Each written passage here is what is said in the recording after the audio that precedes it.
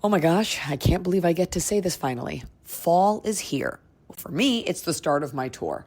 And it's the start of cozy season, which means it's time for me to slide into some Bombas. And you know Bombas because I talk about them a lot. They are very comfortable socks, and they're all made from premium materials that actually make sense for this time of year. Think merino wool that keeps you warm when it's chilly but cool when it's hot. You're running around stage, you know how you run around on stage, or you're on flights, or you're walking around cities. They use Supima cotton. It's stronger, softer, and more breathable than regular cotton. And they even use rag wool, the thick, durable, classic, cozy sock you will want this fall. Cropping out of that boot, going on a hike. Oh, it's just rag wool. Take the picture, Scott. And it's not just socks. Bombas designed slippers that make it hard to leave the house. You want to curl up, you want to get cozy. From Sherpa-lined Sunday slippers to package-friendly gripper slippers and even waterproof EVA Friday slides. And with their happiness guarantee, if you're not 100% into what you got, they will make it right. No risk, all reward. We have arranged an exclusive offer for Ask Iliza Anything listeners. Now, use the code or else we don't get the credit and we can't do our show. Head over to bombas.com/Iliza and use code Iliza for 20% off your first purchase. That's BOMBAS.com/Iliza. Code Iliza at checkout. Lemonada.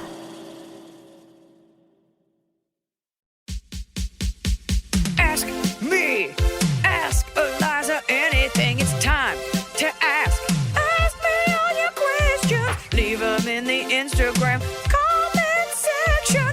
Leave them on your Twitter or leave them on your Facebook. We'll see them, we'll read them, then we'll give you answers. You know it, I've got it. I've got the answer, the answer. You ask me, I'll tell you anything.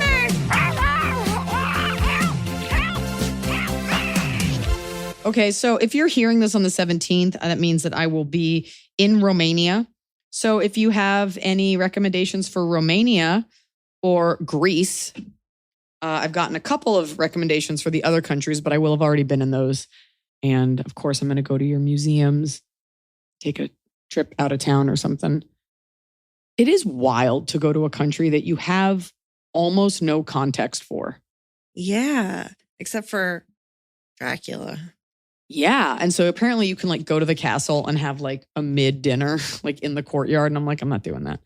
Like I can smell a tourist trap a mile away. Well, that's the thing. New Zealand, I saw a thing that was like, oh, do people know us because we had the first female president or this or that? No, they know us because of Lord of the Rings. South Island, Lord of the Rings. I mean, once you're there, you're like, oh, that's where this comes from. You go to Europe, you're like, oh, this is where Disney has all their notions about castles and princes and princesses. Because we don't have those here. When I went to Sweden, I went to their like national museum and I saw all the crown jewels and I was like, not only is this stuff like super gay, like your giant sapphire medals, these guys just walking around like giant jewels, but it's super Disney, like all white outfits with blue sashes, spires, castles. And you realize that your childhood is based on a romanticized version of European monarchies. Yeah. Yeah. Just a lot of drag queens. Just a lot of like super queeny guys in like fabulous jewels. Fucking peasants. Remember when Adrian Brody bought his girlfriend a castle? Nope. I don't. He did. And then they broke up and now she's married to Thor. Okay. I remember when he kissed Halle Berry and everyone was like, this is great. And then time passed and people were like, it wasn't great. And it's like, wasn't great. No. But yeah, I'm traveling through Eastern Europe now. Hope I'm doing okay. Have you done this tour route before? No, I've never done Eastern Europe. I think I've said this on the podcast, but I have to say this here. This whole tour was created and I went back in my phone to try to find the picture. I want to say I was playing either Hungary or Finland. Finland makes more sense because it's closer to Estonia. Did I not say this? I don't recall if you did. These two girls who I don't know if they're still fans, hopefully they still are, came to my show, got in line, and people, this is before I had Sierra, this is my first trip to Europe, and people were giving me so many gifts, and they made me a very cool homemade like book of pictures and an Estonian flag. And these girls were dope, and they were like, you got to come to Estonia. And I'd never thought of it, never. Yeah. The closest to Estonia I'd ever thought of was Encino, which is a suburb of Los Angeles. Like no Yeah. And they were like, you got to come. And I remember thinking, if there are girls that remind me of me there, that are cool there, there have to be others. I've got to go. And those two girls are what inspired me to put this routing together. And it was so hard to do because it's Eastern Europe, but also we shot a movie. I had 2 kids, like life, like it just took a long time to put this together. But if you're out there, 2 Estonian girls that did like a Slav squat and like took a picture with me, this tour is because you inspired me to go. It's for you. Bring all your friends. Yeah. I couldn't find the picture. I looked back at all my first Europe tour pictures. I couldn't find it. So, and I'm sure it's on my Instagram somewhere, but I don't have the energy to like go back in time. Dig that far back. Yeah. I could. Ugh. I might. Okay. I might do that. I think this even predates Instagram stories. So let me look. Yeah. Oh my gosh. Okay. Well, you know what? I think it's been a minute since we've advertised the Patreon in a serious way. So let's talk about it. Well, let me say this about our Patreon. More and more people, to my shock, more and more people every day, way more people subscribing than I ever imagined. Yeah. A lot of people joining just to upload their coffee, which is so wholesome and fun. And I love it. I love looking at people's coffee, seeing where they live. Yeah. Hearing about it. Yeah. A lot of you guys do sugary garbage creamer, and I'm here for it. Yeah. A lot of fall pictures. We're getting into that season. Oh, fucking finally. I'd also like to announce here, I was going to put on the Patreon, that I will be selling a pumpkin everything coffee at my shows, starting with Chicago in the United States. Oh my God, you're not scooping? This is allowed to be out September 17th? People can know. I don't know. I'll just sprinkle it here and I'll post a picture, I guess, on the That's It Patreon of the label. Yeah, so let's talk about that. Okay. So there is a Patreon. It is free to join the basic Patreon where you can post your coffees. And that's Eliza's favorite part of the Patreon. I don't know that anyone else on the earth is using the Patreon in that way besides Iliza and the listeners of this podcast. I think that's lovely. Also post your pets. There's a community. Everybody can talk to each other. Sometimes people will post questions and other fans will answer like, oh, that happened to me, or here's what I do. So there's that. That's free.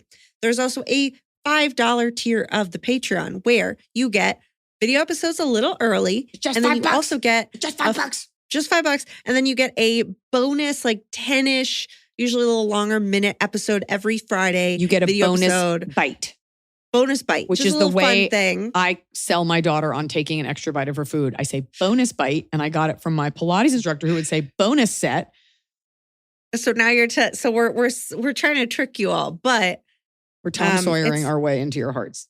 It's fun. And then there's a separate thread there for obviously you're paying $5. I'm going to prioritize your question more because it feels rude not to. So, but you could join free and check it out, see what you think. And if you really get a lot out of the community, bump up to the $5 tier. One girl today on it was like, I'm getting married. What do we think of this skirt combination? And people weighed in because I think this is the type of community, not unlike they can run hell, but still Reddit community where it's like just honest scumbags trying to get by. Our community is like just people who mean no harm, just want to help you out. Like it's toothless. Yeah. Other than a couple lunatics that we keep banning, like everyone's pretty cool. Yeah. But by now we kind of know who those people are. So you kind of just don't listen to them. And everybody knows, which I think is so funny. Everybody just kind of now steers clear. But it's a nice chit chat community. Everybody's really friendly. Everybody's like, it's easy and we deserve it. Not the same. It's a really good mix of people, but it's fun. So if you want to head to you go to Patreon, you look up Iliza. There's only one of her. Right. It's fun. Keep it that way. You deserve this. Spend the $5. It's one drink at Starbucks. You deserve it. And it's a nice little bath. You can meet people, share your coffee, post your pets, enjoy yourself. This, I just worked out. And so that's my hair. I'm fine with that. We want to talk about, you have hair. Where do you go? I have a hat. What do you mean, where do you go? Are you okay? You put your thumb over your thing and you went away. I was cleaning it. Oh, for a second it was just all red. Are you on a mental delay? Disappeared. Yes. It's called Mucinex extra strength. Do you have the flu? I tested negative for COVID. It must be flu. Okay. So, for what it's worth, I had whatever you have. I don't know. I had a cold a few months ago that had like horns and a tail. And it, when I say knocked me off of my feet for like 2 solid days, like just dripped, like just sucked away from my life. And apparently there's a new kind of COVID. I'm so fucking over it. And that's what most of our country is running on, just like not wanting to talk about it. Like it's so disrupted our lives that like even doing a joke about it, people are like, I don't even want to hear about it. No, but Rip I am it from the so history books. hydrated because I don't know what taste. I know I'm sick when like Coke doesn't taste good. I tried to drink a baby Coke the other day. I took a couple sips and tossed it. I'm just bad. drinking water with emergency in it. You don't even need the emergency. Once you're sick, you don't need the vitamin C. And that's the God's honest truth. You can't tell me otherwise, What? especially emergency. Yeah, the vitamin C is preemptive. If you take it during, if the cold's already there, you just need a lot of water, which you've never I had. can just drink water. Yeah, just drink water. Well, how do you live like this? I have to pee so much. It makes me so upset. You get a catheter, and this is the best part of being pregnant is they put a catheter in. You can just wet your bed. Sugar is very bad for you when you're sick. Yeah, I have just been having water and little soups. Drink it down. Got to be real soup. I just know you're eating all the wrong things. So Of course, but I'm drinking water and that's good for me. it's Lipton from a vending machine, and drink that water. My mom brought me some meatloaf the other day. When you're sick, you don't want to eat meat. Oh, That's what they had eaten. That's what they'd hate eaten. you They brought me and some all of apple your juice choices. today. Jesus My dad went outside and knocked down all the Joros. Have I told you about those? They're really big spiders. They're invasive. They're not allowed to live here. I feel bad killing them. My poor dad, who is 69 and lives 15 minutes from me, comes over and fights them. Come on. You can't just say he's 69 and like be like, and I'll never acknowledge anything about that. Can I tell you something? What? I let the daddy, there's daddy long legs in my house. I let them live there and I try to Those are explain great. Well, I try to explain to Sierra, I'm like, they catch the bugs. So we let them live here. They don't Yeah. have to pay rent. But we were having people over the other night and there was one in the corner and he had a little web and he had Yeah. stored so much food in his web. And I'm like, now you're squatting. Now it's Yeah. gross. Like you can't have They'll your get food so out. comfortable. So I had to get rid of the web. I was like, that's way too much food on display. I know you think they're trophies, but you got to go. There needs to be some respect. Yeah, I would love, if I didn't have cats, I would let spiders live it up in here, but I catch them and take them outside so the cats don't eat them. It's Yeah. a race to see who will catch the spider first, me or Isles. Counterpoint, there's plenty of spiders and you don't even know about them. And you're actually living in their house. Yeah.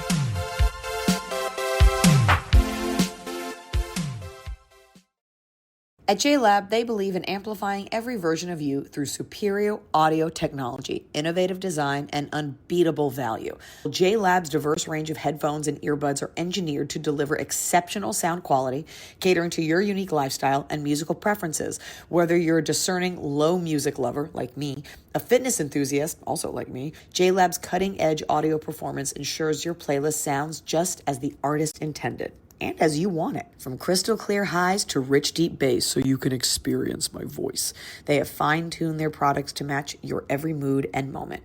Like J-Buds Luxe, it's their hybrid active noise-canceling headphones with over 70 hours of playback. They also have J-Buds Pods, 56 plus hours of playback, lab-quality sound, and they come in black and mauve. And for when you want to listen with others, they have J-Buds party speakers, over 12 hours of playtime, LED lights that are customizable to set the mood, and they unleash 30 watts of power, plenty loud for the entire party. We have a special offer for Ask Iliza Anything listeners because I know you guys love listening. Look for the blue box at retailers everywhere or shop jlab.com and use code Iliza for 15% off your order today. The amount of times I've gone out just wanting to dance and hear some great music from like the 90s, and instead I end up with like bad wedding music. Sometimes adults just want to go out and be around adults their own age and not be stuck in a line with a bunch of 22-year-olds and hear some good music. Well, this is your chance. The 90s bands you love that got you through braces, bad boyfriends, and questionable low-rise jeans are back with the 90s Cruise. Head to 90scruise.com for more info, but it's sailing January 25th through the 30th on board the Celebrity Constellation, departing from Tampa with stops in Nassau and Key West. It's an epic 90s lineup with concerts from some of the biggest artists of that decade, including TLC, Sugar Ray, oh my God, my heart, Better Than Ezra, En Vogue, Are You Kidding Me? And more. Your friends will be so jealous while they're at home defrosting chicken and folding laundry. You'll be screaming every word to your favorite 90s hits, reliving high school, feeling incredible, all on a cruise ship. No kids, no bosses, no responsibilities, just you, a drink in hand, and a dance floor with your name on it, reliving at least the time in your life where you had the most energy. Sailing January 25th through the 30th, 2026, from Tampa to Nassau and Key West on Celebrity Constellation. You want life advice? Here it is. Go to the 90scruise.com/Iliza. Grab your cabin and use code Iliza for $250 off new reservation. Once it's sold out, it's just you, your couch, and a sad playlist. And I know, because that's usually me. Your friends are going to be so jealous, so grab them, round up your buddies, and get on that cruise.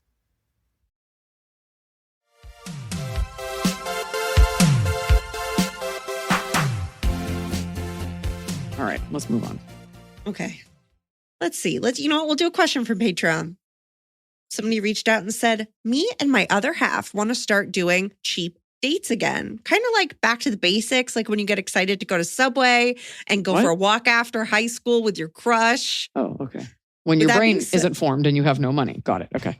Yeah, and you're like, remember when you could get a $5 foot long? Did you see that thing about like the Subway CEO was like horrified to see people are eating the full foot long by themselves? They're like, it's meant to be shared or something. No. Only in America. That's amazing. He's like, what? What hath I wrought? Yeah. What hath God wrought?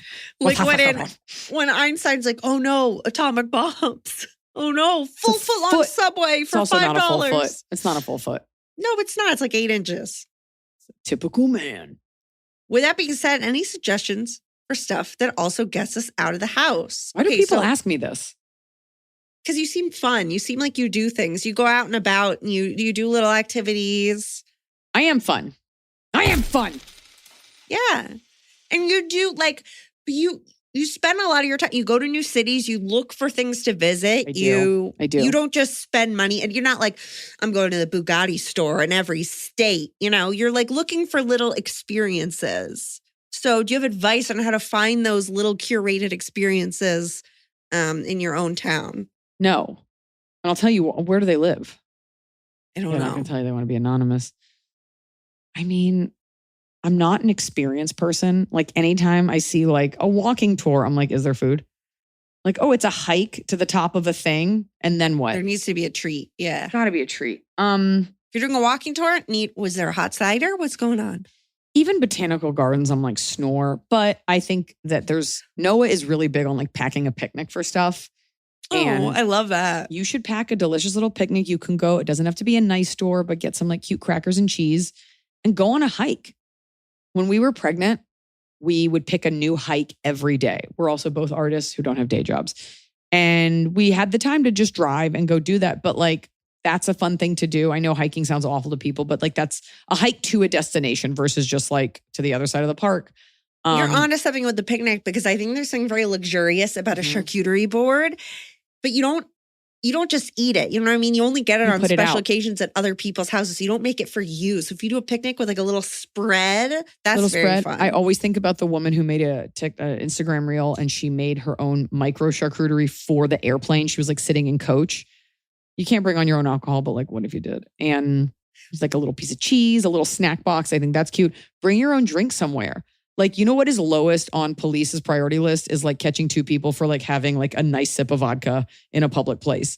You can go to a porn theater and see a gross movie together. I did that one time. And then we were like, these people are like jerking off. Taxi driver? Yeah. That's how I felt when I saw Showgirls at midnight. That's not the same. And I'm like, look at all these fucking weirdos. Why are all these men here alone? As I was sitting there alone because my friend bailed on going with me. And I'm just like, I always do an escape room. That sounds awful. I want to do another escape room. I've been buying, Iliza, I got one that you didn't want to talk about in the last episode because you thought I was having an episode because I kind of was. I probably still don't want to talk about it. But here's an idea. There are things that are like hunt a killer mystery boxes where you solve a crime. Try to get you to stop talking about this. Get some fun. Look in your local neighborhood area and get one. Because they're expensive if you buy it new, but if somebody's already played it and they still have all the pieces, you could like solve a little mystery. Like go to the library. They have a lot more stuff there than you'd think. They have games, they have movies. You can rent all that stuff in the library. I think too, just walking around, like people watching, but I do like to pack a picnic, go to a cute park. Yeah. Find a body of water. I also think each of you having to do something to surprise the other. Like he picks a wine, you pick a cheese. I also, if you want to throw it back to COVID, never underestimate how fun it is to drink a fun natural wine and FaceTime your parents while you play a card game. We picked up this like Eastern European card game that I think is called like Piatnik, and we could not find the rules for it. And it's like, my 3 acorns beat your 2 horns. Like, I have no idea how to play it. We were make your own sushi. Take a nice little walk. Yeah. I think this is all good. Okay, we've had a lot of people reach out about something that I don't know how relevant it's going to be anymore. Iliza, this just happened here recently, but when the people listening, but I think we should all know as a PSA. Several people reached out wanting you to know that prednisone causes severe mood swings.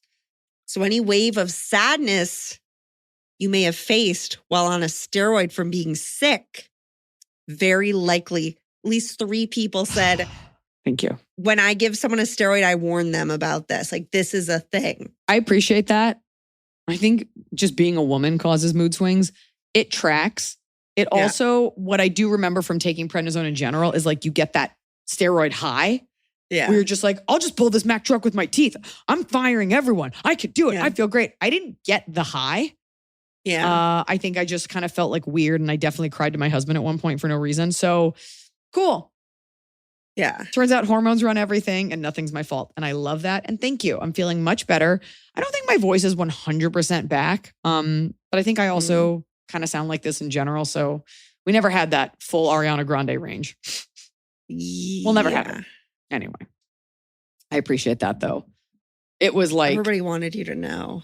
It was like, we had to buy one of those over the face mask humidifiers that like asthma people use. We had to fill with purified water. I couldn't sit where we were filming because of how filthy the air was in there. So I had to sit outside, and it was like 99 degrees with hot liquid on my face. And I got the shot. Like, I was just like, you need your voice back in the scene.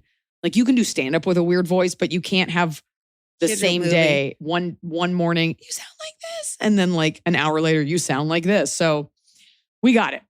Although I always love clocking that in like long running sitcoms when I'm like, oh, Monica's sick this day. Totally. Haha. Unfortunately, it wasn't one of our love scenes where I didn't talk. Just kidding. I talked all through sex. Okay. Okay. Now we have a sad question. Unfortunately, the email subject. Unfortunately, this is a very sad question. I'm going to jump straight into it, skip the pleasantries, as there's nothing pleasant about what I unfortunately have to ask. My husband and I just got the news that our almost 6-year-old niece, my husband's stepbrother's daughter, has cancer, stage 3 or 4. Oh my God. They're still doing some testing to figure out the exact diagnosis, but they found at least one tumor the size of a football, and it's going to be a super long road ahead. She's the toughest, sweetest kid, has already been through so much trauma in her life. Not that any child deserves to go through this, but it feels especially cruel given what she's already had to endure. Of course, we're going to fly up to visit her in the hospital soon. She's obsessed with my son in the cutest way, so we know she'd be happy to see him. But herein lies my question. What on earth can we possibly do for her and her family? Thankfully, money isn't an issue for them for her treatment, but we're at a loss for how else to support.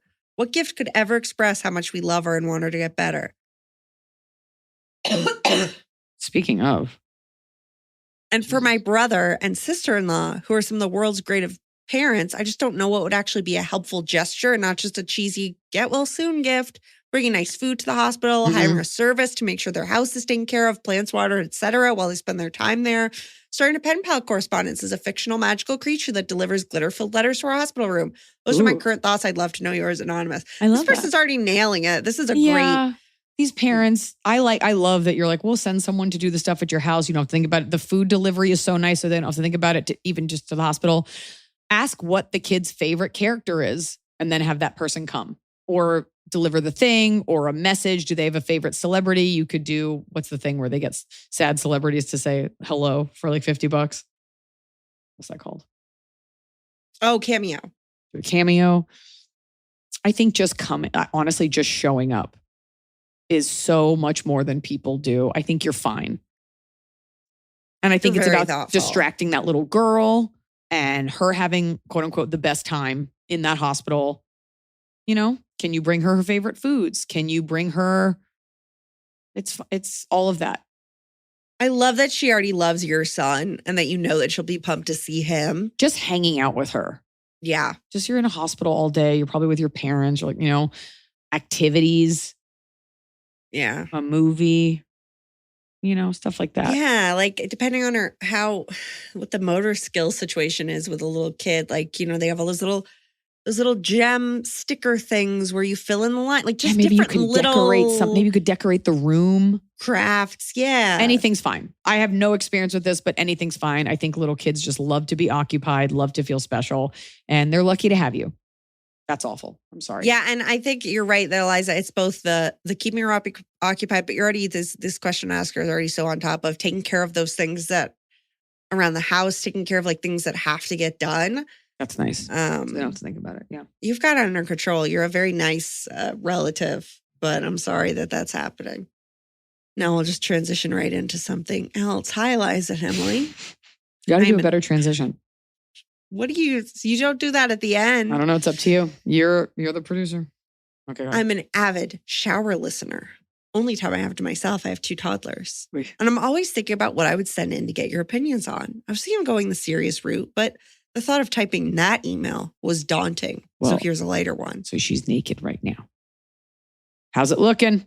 She was just naked thinking about this. Yeah. My husband and I are in our mid-30s and we have 2 young daughters. We live in Florida, not by choice, military, not by choice, but are both from Massachusetts. While on a walk in our neighborhood, we were stopped by a cute old couple.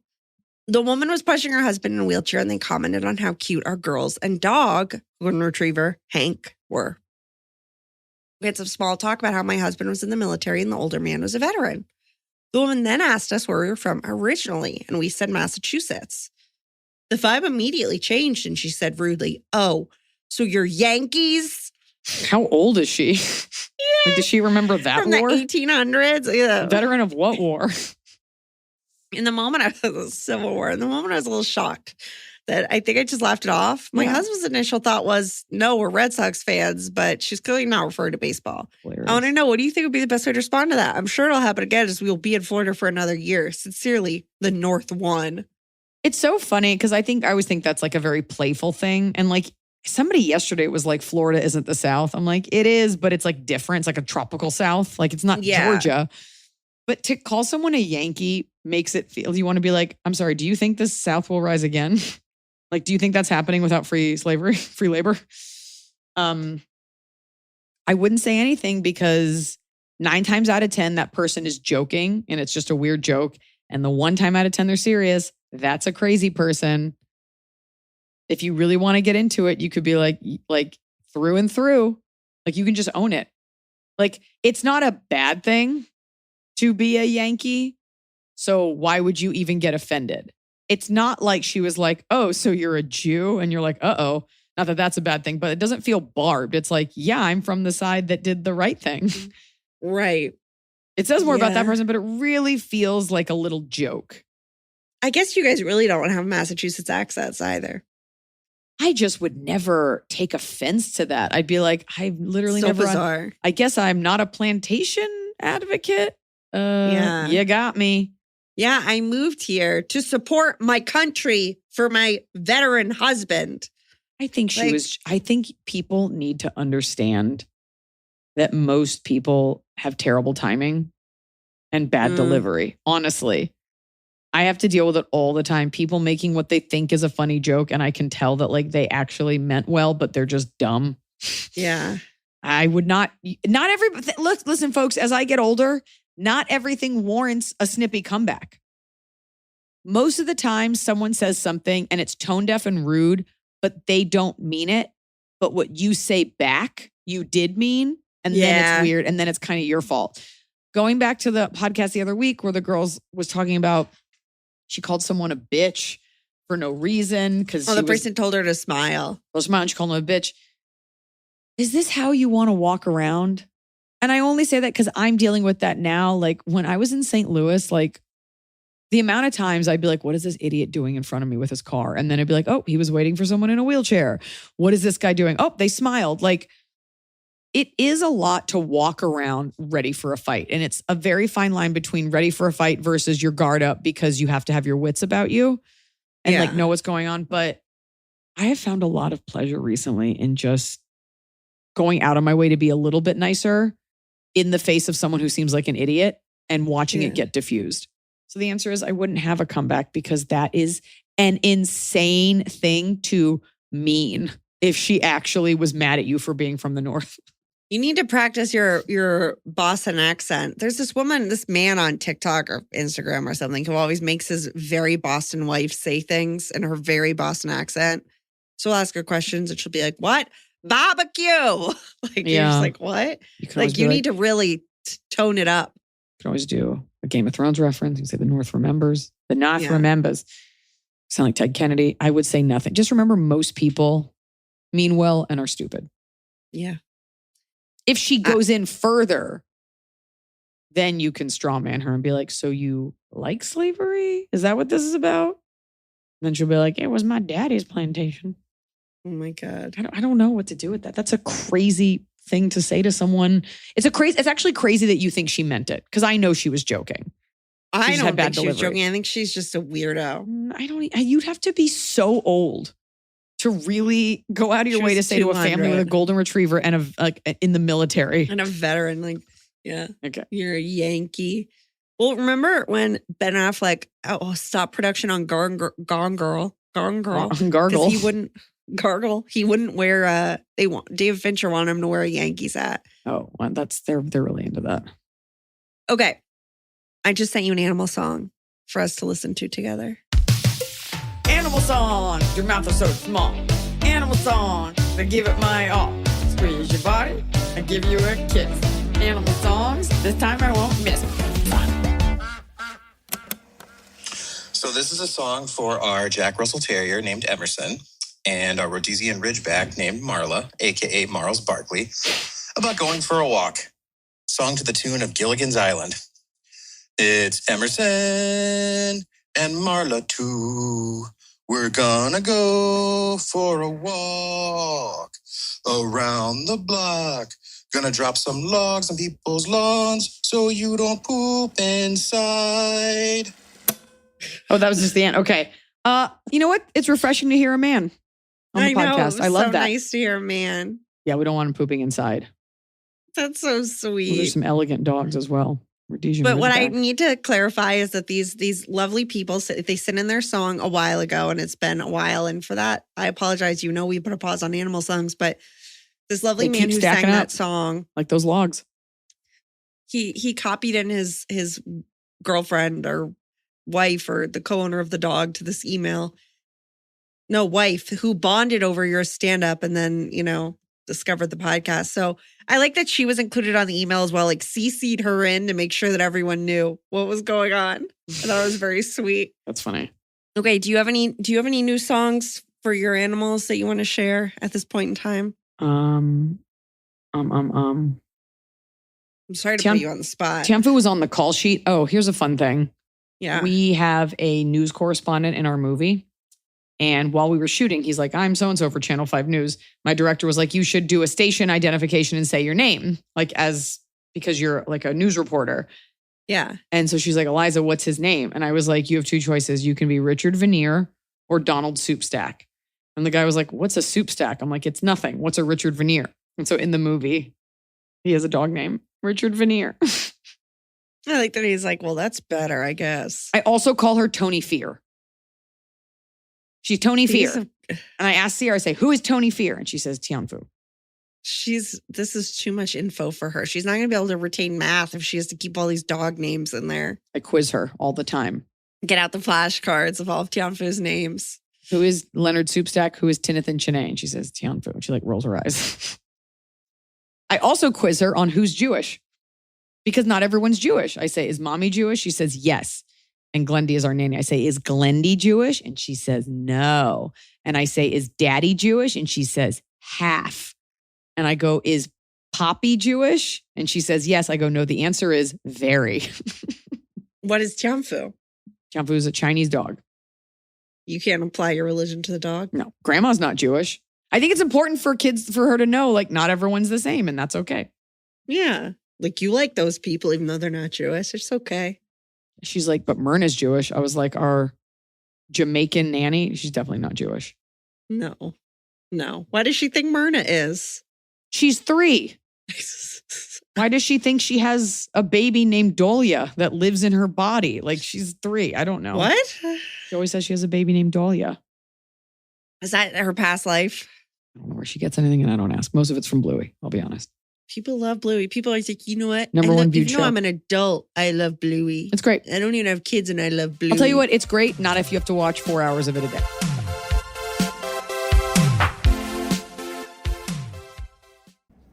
We could all use a little hope, and I like watching movies that tell the stories of real-life heroes with the courage to stand up in the face of indescribable evil. And that's the feeling I had when I watched Bao, Artist at War.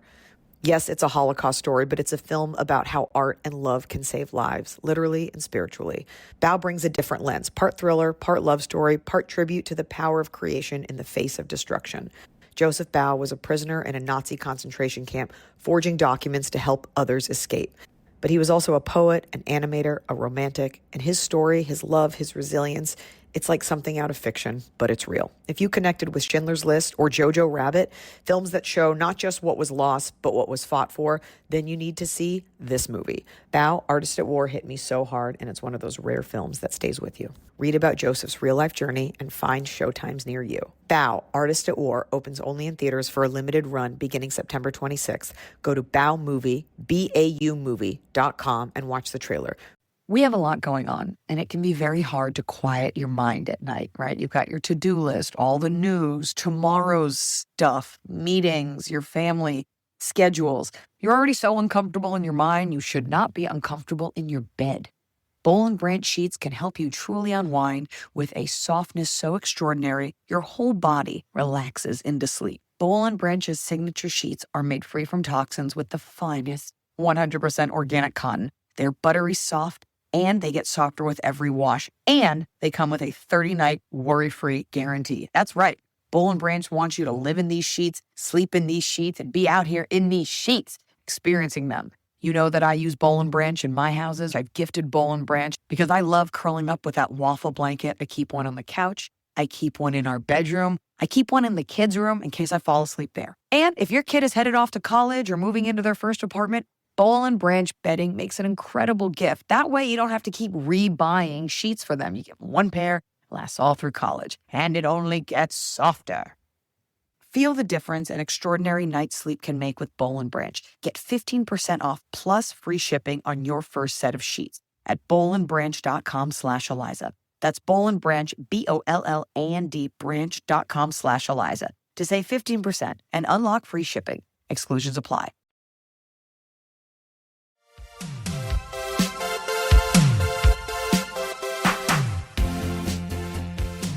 Moving on. My date to secretly MAGA. Hi, Iliza, Emily, and crew. I'm a 33-year-old woman, single for 3 years. I've been trying to date, but the men are just not into it. Oh, no, sorry, but the men are just not it. My God, I'm sorry to ascribe that to you. I've been trying to date, but the men are just not it. Like the men are lame. Yeah. I finally ended up on a date with a guy who seemed really great. He's vegan like me. He says kind things. He respects physical boundaries. His work does something good for the world. He's close to his family. He also doesn't want kids like me. He's more superficially, he's tall, attractive, picks up the check, and brings little gifts to our dates. On our fourth date, while I was saying something about conservatives, he made a comment that made me ask him if he voted for Trump. And he said he did. He didn't aggressively defend it, but he also said he didn't regret it. I asked him how he could vote for someone who could deport his immigrant parents in a minute, and he just insisted that somehow his mother is an exception to what is literally happening every day. He expressed concern a couple of times that day for how this would impact my interest in him, and I said it troubles me. I couldn't offer reassurance. That night, I went down the rabbit hole of his Instagram likes and follows. He's liked every post of a political satire page that mocks the left and praises Trump. He liked a clip of Candace Owens and Tucker Carlson bullying Bridget Macron. Things I don't know that who show. that is, so I can't. I can't. Isn't it? Is that the French? Oh, Macron, the president, the French president, Brigitte Macron, maybe? the wife. Yeah, wasn't there? Oh, that's right. Candace Owens said that she was a man. Oh, probably. That's what they always say about all the women. Things that show this is how he really feels. Sorry, you said the name. You butchered the name so horribly that I didn't recognize it. Bridget Macaroon. This shows how he really feels. Not that he voted conservative one time in frustration. I'm so disappointed. He was so promising and there were no warning signs. I have to dump him, right? I don't want to, but I have to, right? Thank you for the wisdom, Kay. This is an interesting one. I can't advise. I can't tell you because if you looked at the things that I look at online, I come off as a very different person. And I say that because I look at like a lot of like stuff that like 13-year-old boys look at. Like I have liked so many memes about putting Zins in your foreskin and like so many cocaine jokes and so like just such garbage. I think it's about, I'm sorry. I really don't like this witch hunt on either side where it's like, you have to reveal how you voted so I can judge you and that is who you are in your entirety. I just don't subscribe to that, to this thing. It happened the other night. Someone's like, but did you vote for Donald Trump? And I'm like, I didn't. And it's actually none of your fucking business. And I hate that I have to say I didn't for you to decide that I'm an okay person. My issue with this is stupidity feels like the wrong word, but what's really frustrating me lately is that this guy is saying this idea that, oh, I'm voting against immigrants being here, but both my parents are immigrants, but they'll be safe because they're the good ones. It's like there's a layer of dumbness to that would make me be very unattracted to this man who sounds on paper like a lovely man. But the idea that he thinks, and you're seeing it more and more, it's called leopards ate my face. Is this trend of like, but I didn't think, I invited leopards and I didn't think the leopards would eat my face. I voted for this, even though I'm an illegal immigrant. I didn't think it'd happen to me. However, I don't want other immigrants here, but my parents are okay. That is a kind of like cognitive dissonance that makes me very angry. I don't disagree with that. But the question is, if this, like, I guess he can't be perfect because that type of thinking obviously seeps into other things. I think that you are more than entitled to, it is your God-given right as an American to vote for who you want to vote for.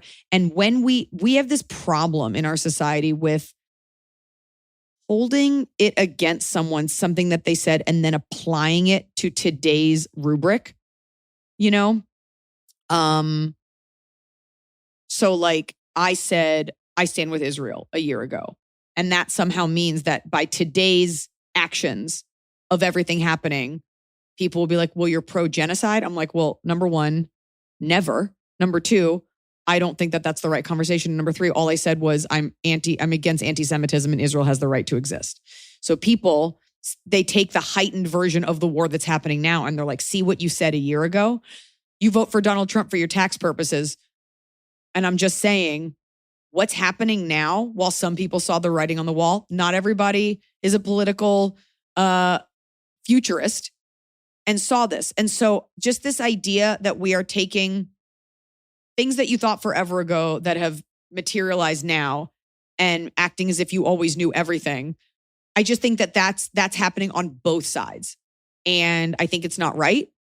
And you want to break up with this guy. This happens with a lot of liberal women where this guy like voted for Donald Trump. I got to break up with him. It's like, all right, then break up with him. If those are your values and you feel strongly enough and there's nothing else redeeming about him enough that it could erase that, then you got to break up with him if it's going to bother you. But just know, no one is there to catch you when you fall. Meaning that you don't get to replace him with another guy that's just as great who like is perfect politically. Like, I think a lot of women think that they can bleed for these causes in that way. And then society will just reward me. And by the way, just so you know, when you stick your neck out politically, and I have felt this, nobody is there to back you up when you're liberal, as I am. Like, there's no Jews helping me with security costs, fill in tickets, deal with online hate. And as a liberal woman, you're going to be like, fuck this guy. No one's going to be like, you did the right thing. Here's the perfect guy. So it is all about how you can sleep at night. And if you can, then you can. I think there's another element here that could help you, because you say he's perfect, he's polite, he's not aggressive, he brings little gifts, he's close to his family. So I'm guessing you are an attractive, probably white, feminine woman, and he is very kind to you. Have you ever been in a situation with him where he is around anyone who looks differently than you two? Because that's where it's like, oh, he could have been perfectly. It's like when somebody says to you, oh, well, he's nice to me. Oh, that guy's nice to me. Okay, well, I don't care. So yes, he is perfect to you. But if you don't like how he treats humanity, then there you go. You don't have to feel bad about bringing him up. But You're looking for permission. No, you're not looking for permission. You're looking for us to say, no, it's okay. You could stay with him. And that's between you and you, whether you could sleep at night. You're also looking for us to say you should break up with him. And I'm not going to say that because I don't know the guy. I don't know how he walks the walk. I don't know what his daily actions are. And I don't know if those are incongruous with what you do. I don't know. I don't know enough about you. I don't know how perfect you are, how virtuous you are. But there is that thing, where we think we're doing all the right liberal things and maybe they're actually harmful. So I don't know your track record. I don't know his. If him voting for Donald Trump and thinking his parents are immune from something, and I don't know what their immigration version, I don't know anything about them or what country they're from, or, they could be fucking Swiss immigrants and you're probably not going to get deported. I don't know, because it is a fully racist endeavor. I don't know. But the fact that you're asking us, you're like, I got to break up with him, right? Only half of this podcast is the liberal bastion that you're seeking validation from. And I say that as a pretty liberal person still. Yeah. Okay, let's do another tough one. I don't know, how hot is he? Okay. Hot, she says. Hot. Then you got to keep him. Am I a monster for wearing a fur coat? No. Next question. Dear AIA crew. Wait, are you a monster in a fur coat? Did you kill the animal? Am I a monster in a fur coat? Am I a monster? I am in need of your sage advice. Am I, 45-year-old female, a monster for wearing a fur coat? The context. In the early 90s, my father surprised my mom with a custom fur coat made using a mink stole that belonged to his grandmother and a mink muff that belonged to my mother's grandmother. The coat is lined in satin and has my mother's monogram embroidered inside it. Yeah. My mom passed away from dementia 2 years ago. My father gave me silver clothing, jewelry, and the mink coat. I have a hard time looking at photos of my mom, but wearing her sweaters and earrings makes me feel close to her. I am, however, conflicted about the mink coat, which has remained in my closet unworn. I understand the arguments against wearing fur. I care deeply about protecting the planet and animal welfare. I've been a vegetarian for 15 years and prioritize making sustainable, ethical choices in my daily life. This is the most sustainable, is wearing something that already exists. That exists. The issue with fur is that you're actively killing animals to make more clothes cruelly. But even if it's in a humane way, you're killing them to make clothes that don't need to exist because we have too many clothes. This thing already exists. Yep. So why waste it? Then the animal died for no reason. Then it was totally senseless. It already existed. And this is a very old coat. My mom has coats like this. These coats were made at a time when this wasn't a thing that was discussed. To not wear it is such a slap in the face to that animal because then his life was worthless. You should wear it. Okay. Yeah. Okay. So some more bits. Number one, I don't have any clear memories of my mom wearing the coat. So either she didn't feel comfortable wearing it or maybe didn't have many dressy occasions to bring it out. Looking hot. Number two, I know. Am I a monster for wearing it to a wedding in Asheville, North Carolina later this fall? My husband's female cousin's evening cocktail attire, second wedding. Wear the coat. I will know there are my husband, his brother, and his brother's wife. Even though Asheville is like an artist colony, you're still a drop of blue in a sea of red. Wear the coat. It's cold. This is a wedding. Nobody cares. Nobody's going to see it. But what she says is, even if I decide I'm comfortable wearing it, I know I will feel self-conscious about what other people think. There is that. There is other people's ignorance to how you got the coat. I mean, even though you can, I don't know, there's like an older look to fur coats. No one really wears fur coats anymore. So you can usually assume that it's older. Yeah. If it's going to make you uncomfortable and you're going to be thinking about it all night, then don't wear it. Well, and then she also says to back up that she's a big animal person. I was once late for a meeting because I still have to rescue a bunch of earthworms that were drowning in a puddle on the sidewalk. Don't wear the coat. Don't wear the coat. You can't handle the stress. But here's what I would say. It's not evil. It was recycled twice removed. Like your dad took two existing pieces. The way they made these was cruel. Nothing new was done. But yes, I totally understand that idea that some dummy off the street seeing you will be like, she just went and anally electrocuted those minks herself last night for this wedding. And you don't want to deal with that stress. I think so. I think it's I just had to know. Google it. Okay. I think what you're talking about, when we talk, this has been like a theme lately on the pod, is dealing with other people's ignorance, which it's one thing to be like, just be above it, queen. But like, you don't want to be thinking about all night people staring at you like you fucking animal hater, especially when you do love animals. So Oh, and this person gave their name. They signed with their name. They said, thank you for your perspective. Well, my love to you from a loyal fan with a graduate degree living in Southwestern Virginia, Melissa. A named listener, Melissa. So let's talk to her. I think there's also the version where you wear it and nobody cares. Yeah. If it's the only coat you have that's appropriate, wear it. You're probably not wearing it that long as it is probably an indoor reception, but maybe it's not. This wedding might be the best test drive for it because you only know like 3 people there. And honestly, she also says in her email, like, should I lie and say it's faux fur? No, you say No, that's so tacky. it's And you know old. what? It's 100 years old. It's a Get out 100-year-old my mink dick. coat. But nobody's going to say anything. Nobody is going to, because someone could write and be like, should I say something to my cousin who wore it? Nobody knows the story. Most people will not say anything and everyone will be a little uncomfortable, but at least you'll be warm. I would never see someone now. Like, I wouldn't see a regular person at a regular event. I would assume it is a hand-me-down. Yeah, I would Now, too. if I see a celebrity, I'm kind of like, did they go out and have that made? Because it's just a different, Celebrities new. wouldn't. Like nobody, for the most part, nobody. J-Lo would. She loves wearing fur, but She loves a cropped fur Michael Kors gold hardware coat and a cane and a fedora. yeah. But no, and especially if anyone knows you in your heart and that you're saving earthworms, it is a weird thing of like, is it? You know what? I'll give you the conservative podcast answer. Who the fuck is anyone else to judge you and talk to you about that? If somebody wants to, if you're wearing that coat, if somebody wants to try to make you uncomfortable, you got to do it right back. Be like, it's a vintage coat. That was my mom's and I thought this was a good occasion to wear it. I didn't kill the animals. It's a vintage coat. End of conversation. And if they say anything, you could be like, that's cool. What are your shoes made of? Right. And your that car. cow gave that leather willingly. Yeah. What is your car running on? I'm sorry. Where'd you mine that cobalt that's making your phone go? How do you think the fucking orangutans in the Congo felt about losing their homes? No, everybody's got blood on their hands. If you Enjoying that palm oil, if you can't enjoy it on a picnic date in the park or at this wedding, I also would consider, don't just let it languish. If you really cannot stand having it, I would say consign it, sell it, and donate some of that money to a cause that you or your mom cared about. Like, don't just leave it in a closet. It made into something you will use, like a pair of fur line, like maybe a jacket that just has a fur on the inside. Yeah, like I just fur think line that jeans.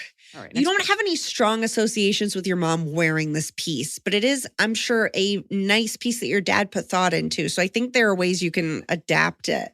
I don't think it's about that. I think it's about wanting the license to enjoy things that tangentially remind you of your mother, just to see if it actually makes a difference. I don't think you're going to feel that way about this coat, but under it all, it's about being able to do what you want to do and not get checked by someone holier than thou.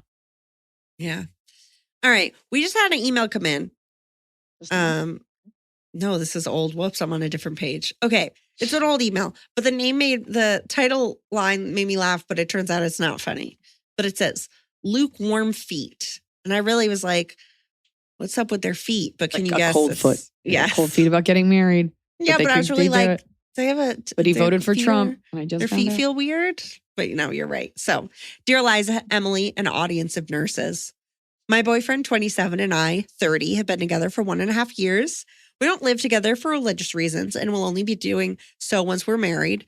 We have recently chosen our rings and he plans to propose once he has handed in his PhD, which should be in the next few months.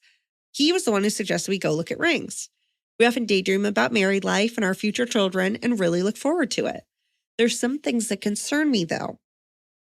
I often bring up how excited I am about living together, and he either says nothing or says he enjoys still living alone. I've also been looking at wedding venues, and when I talk about it, he doesn't say anything and doesn't ask any further questions. I'm confused because he's the one that starts the conversations about marriage most of the time, and he's even told his family about our plan, but I can't help but be worried about his lukewarm to cold reaction to the two things mentioned. Am I overthinking this? Yes.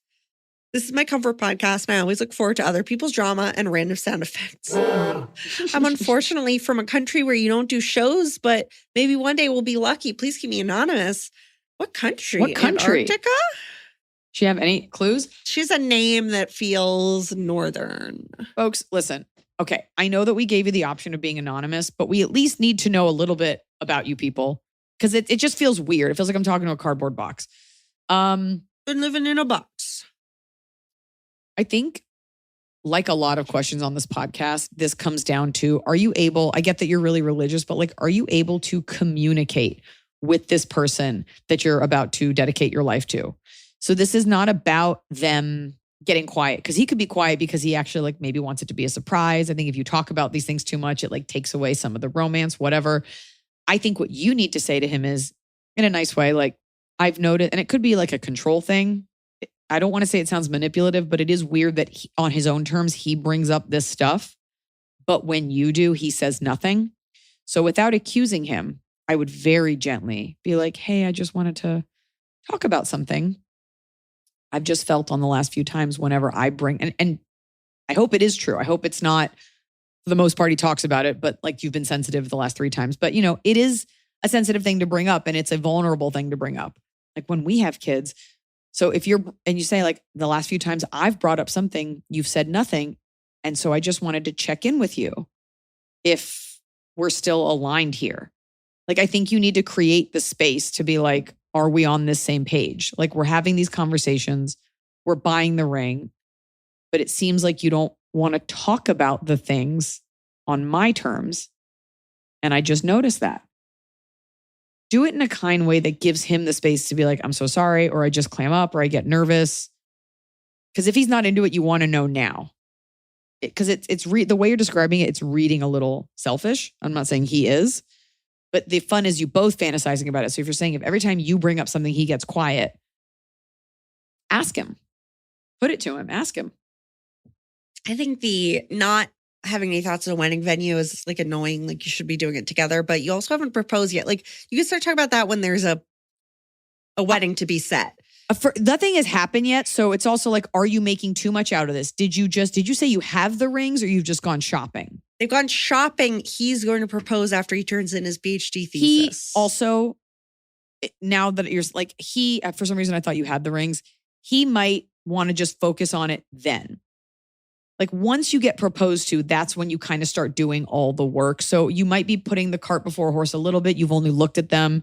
So it may not be that he's not sure, but he's just like, I need to turn in this PhD. For a man to have like serious opinions on a wedding venue, it's like probably not. So I would need to know the types of conversations he broaches versus the topics you've brought up. And if he goes quiet or if he just says less, but regardless, you should be able to communicate your feelings to your future husband. And that is the bigger issue. I don't care if it's about groceries, a wedding venue, sex. Like you should be able to express yourself and have that be received. I think well, actually, I don't know. I'm torn on this. Iliza, how do you feel about the fact that he's like, I like living alone?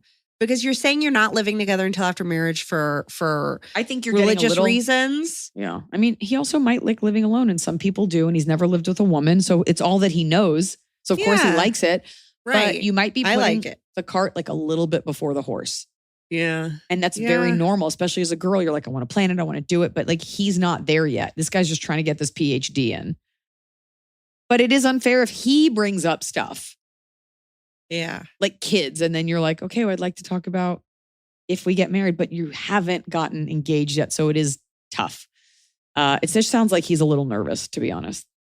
Yeah. And a little preoccupied. But you should create that space. And if you can't, then you shouldn't marry that person. Yeah. All right. Cobs. It's a talk with a cob. We're doing it right every day. You just take a bite, top of the cob. Cobs. Starting with bottom. Well, I'm doing this from the past. I wish I could be in Romania giving you my top and my bottom of the cob. When you got bit by a Dracula. Yeah. Why don't you go first? My bottom is, okay, I got new glasses and I like them, but they're very lightweight and very thin, very, very thin. And because they're so thin, it almost feels like they're cutting into behind my ears, like when you wear a mask for too long. Slice. And I think I'm just not used to it. So I do feel as though my glasses are fighting me, but I can see a little better. So, bottom. Yeah, that is about what's a fan bottom. Fan bottom. Oh, this is too real. Scrolling Instagram, accidentally opening the front camera, seeing all your chins and dead eyes, getting spooked. Seeing your face when you're scrolling and you're just like, it's bad. Wow. That's a fan bottom? It's a fan bottom. Mm-hmm. So what's your bottom? Okay, my fan bottom is, my bottom is no matter how much I eat before I go to the airport, because obviously I go to a lounge when taking like a transatlantic flight, the compulsion to eat in the lounge, even though I had a full dinner. Because it's like, oh, a free dinner. And there's that bottom of like, oh, free food. Yeah. You know what I normally do is have like a ham and gherkin sandwich at 11 o'clock. And like, I don't drink alcohol when I fly, but there's always that like, oh, champagne, I guess we're flying. It's never a great idea. But the compulsion like, oh, look, curried soup. I don't normally eat this, but we're going to fly. So I better load up. Yeah. How like, you're like, I guess I'm hungry now, even though I brushed my teeth and I'm about to go to bed. If there's like a free spread, it's really hard not to be like, well, I need to get my But it has to be in an international lounge. A domestic lounge, I'm like, I don't fucking care about these baby carrots. I want a sweaty cheese. Yeah, I don't need this plastic wrapped apple. That's my bottom of the cob. And I guess my top of the cob is because I have tinnitus, which is sad that I'll never know true silence again. And it makes me really, really sad. On an airplane, I can get the best sleep because I can't hear the ringing. Oh. And so I look forward to flights because I know that everyone's hearing the same noise. Yeah. There's no problem. I also, it's not a bottom of the cob thing, but somebody told, like one of our friends also has the ringing, and it's apparently people are now saying it's like a weird side effect of COVID. Like there's no reason for me to have this ringing. I do not listen to loud music. I don't go to concerts. I don't fly enough to have it at a high enough altitude. Yeah. So I'm sorry. Can't make it go away. My top is I was outside. I was bringing out my garbage bins, and I leaned down to pluck one weed. Even though I was sick, I plucked one weed, and I noticed next to it in a little hole, a snakeskin shed that I never would have seen if I hadn't leaned down to pick up this weed. And it was basically like clearly the snake had it hanging off of him, and he went in between these two rocks to kind of scrape it the rest of the way off. So I had to pick it up and look at it closely. And that was a good day. That's it was your top? very small. That's my top. It was very small and very exciting. You're like, it makes a great condom. Ew. I know. I I put it that. back down and left it outside in case, some like lizards and stuff eat their skin. So I left it out there in case he wanted it for later. You helped. It can't be worse than an ant on a tampon. Yeah. Top. I just went crazy. This is from a fan. And booked train and ship tickets to Tallinn and bought a VIP G ticket to see Iliza in September. Yay! It's a huge motivator to be a hardworking son of a bitch through summer. There you go. And you would have already seen my show, and it was dope. Yay. Yay, Estonian, thank you. Which I will know how to say by now, because I will be in Romania.